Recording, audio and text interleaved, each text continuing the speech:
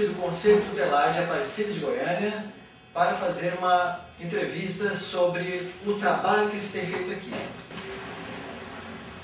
Eu sou Núbia, conselheira tutelar de Santa Luzia. O nosso mandato é de 3 anos, mas acabamos pegando os 3 anos e meio. Eu sou a Clarissa Pereira Barbosa, também conselheira tutelar da Zona 145. Por que Zona 145? Porque em Aparecida de Goiânia, os conselhos tutelares são divididos por zona. E no ano passado foi implantado mais 2 unidades do Conselho Tutelar. Agora temos o Conselho Tutelar da região do Garavelo, que é o 119, Conselho Tutelar da região central, que é o 132, e o Conselho Tutelar da região do Santa Luzia, que é o 145, que atende aproximadamente 88 bairros da região. Muito bem, então eu vou lhe fazer a primeira pergunta. Me diga quais são os principais problemas que chegam da população aqui para o Conselho Tutelar. Os principais problemas, eu vou falar numa escala: drogadição, questão de adolescentes envolvidos com droga, maus tratos, indisciplina. Também tem a questão, às vezes, de solicitação de vagas em creches, escolas e abandono também de incapazes. Certo, ótimo. E o que se tem percebido que a motivação para acontecer esse tipo de casos, como por exemplo de drogas ou de violência contra criança e adolescente, o que motiva isso? Nós percebemos o que ocasiona essa situação é a questão, às vezes, até de uma estrutura familiar, de uma falta assim, de uma estrutura familiar.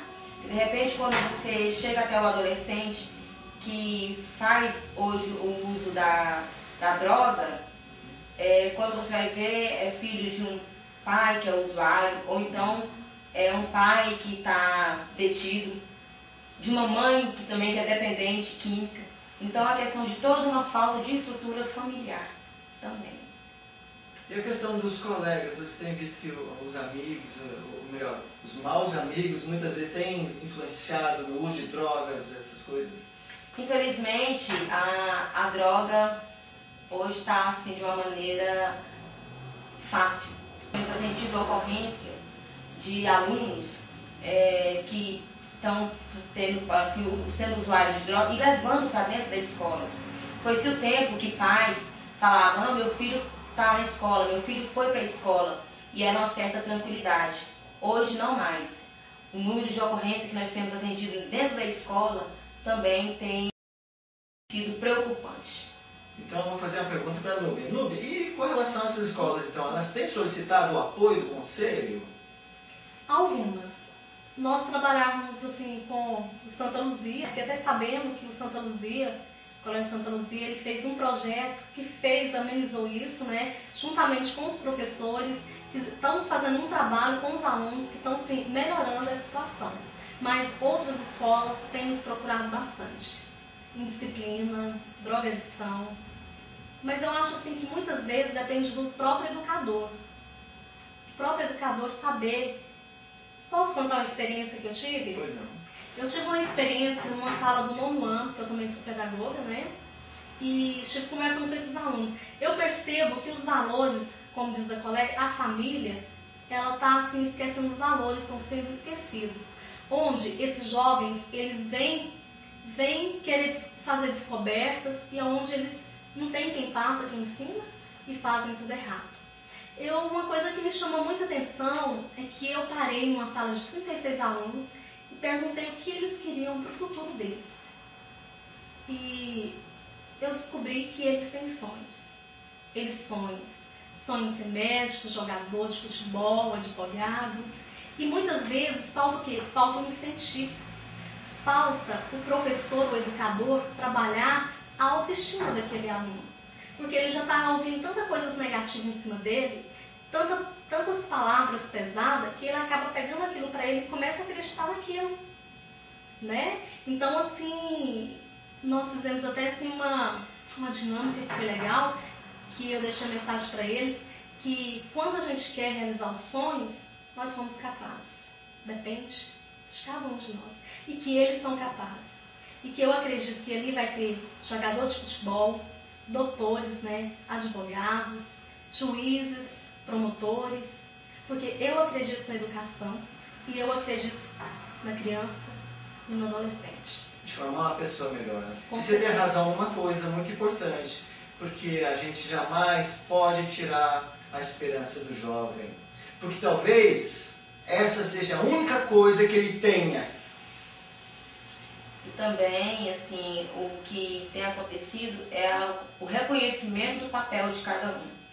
Hoje o aluno, ele saber que ele é o aluno, que ele está ali para poder aprender com o professor e respeitá-lo na condição de professor. E o professor também entender e respeitar o aluno e trabalhar esses sonhos que ele tem. Porque também hoje nós temos relatos de professores que não estão motivados também a ir para a sala de aula, porque na primeira correção, na primeira educação, também estão sendo penalizados. Então, me diga, na opinião de vocês, como que os professores poderiam ajudar? Que a gente entende que muitos casos que vêm para o conselho poderiam ser evitados pelo próprio educador, por sua postura no dia a dia com o aluno. Qual conselho, quais recomendações você poderia dar para os educadores? Os educadores, eles têm, assim, considerando depois a família, é o contato mais próximo da criança e do adolescente. Então, aí eles passam a conhecer essa criança e esse adolescente. Quando acontecer algo assim que não seja aquilo que queiram, procurar a família, procurar ouvir, saber da família realmente o que está acontecendo. E quando perceber que realmente há essa mudança de comportamento, aí sim nos aciona, que nós vamos até a unidade escolar para poder ver realmente qual a medida, qual a melhor medida para poder resolver em determinada situação, ou seja, qual o procedimento tomar, o procedimento cabível tomar em relacionado a cada caso. Porque às vezes acontece assim, fato que dentro da própria escola possa ser resolvido, aí já chama o conselho, aí o aluno às vezes já se intimida, já fica preocupado, então não há necessidade. Conversa com a família, primeiro passo, aciona a família, procura saber realmente o que está acontecendo, como se fosse uma advertência. Aí num segundo momento, acionar o conselho. E aí nós já vamos entrar com os procedimentos cabíveis para determinada situação. É verdade, porque muitas vezes aquela violência que o jovem comete contra o seu colega, ou mesmo destruindo algum patrimônio da escola, pode ser reflexo do que ele tem sofrido lá na casa dele. Tem que tratar, né, a base, a família, saber o que é. Tem aluno que não tem família, não, mas tem algum responsável por ele, Sim. né? Há algum responsável por ele. E essa questão também de dialogar, do amor, que tem faltado isso também, a compreensão, o ouvir. Podemos falar sim, mas o ouvir também é muito importante. É verdade. Núbia, quais são os sintomas do jovem vítima de violência? Ou ele é um jovem retraído, calado, triste, ou às vezes assim, um jovem violento, agressivo. Né? A violência que ele sofre em casa, ele quer descontar na sala de aula, ele quer descontar com o educador, com o professor, com os colegas. E eu tenho percebido também que os pais, eles têm assim, deixado a educação para a escola. Têm deixado assim, muita responsabilidade para a escola. Né? O meu filho vai para a escola, muitas vezes a coordenação chama lá, ó, seu filho tá assim, os pais falam, eu não sei o que fazer.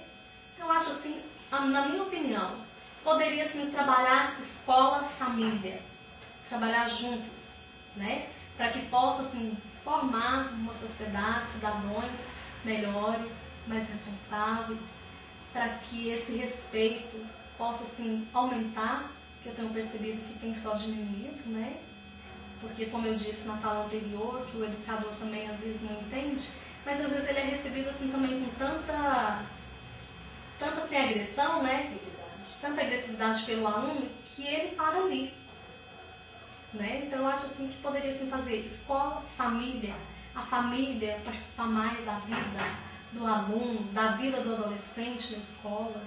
E muitas vezes, quando a escola chama para uma reunião de pais e mestres, são poucos aqueles que se dispõem, mesmo sendo num final de semana, se dispõem a ir até a escola para se inteirar do que tem acontecido. São os pais daqueles que não precisam tanto. Que não precisam tanto, que têm feito a parte deles. Isso. E a questão, né, da distribuição dos papéis, né?